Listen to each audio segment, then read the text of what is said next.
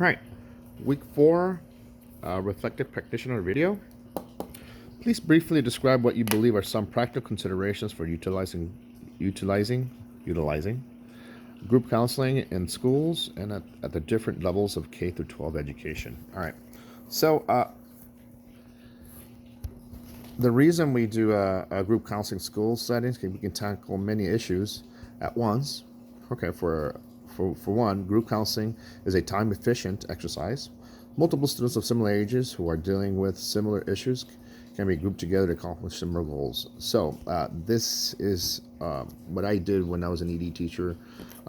Most of my kids had counseling, so we decided to do group counseling for my whole class. It had mixed results. Just because the different personalities clashed.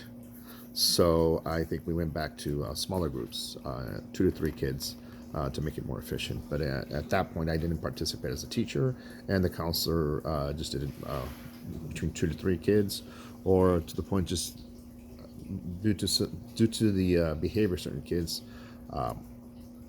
Was they weren't able to share because they would just go ahead and throw that in their faces later. So if they express themselves at all, they just would make fun of them. So that didn't work for that manner for that type of kids. I'm not saying ED kids won't be successful in group counseling. It's just that it just didn't work for me. Now that I'm working at an elementary school, we did kids with higher aggression who were more prone for fighting. So we did a little group counseling, and I think it worked. I mean, it is what it is sometimes because it's difficult to gauge later, see how what they learned.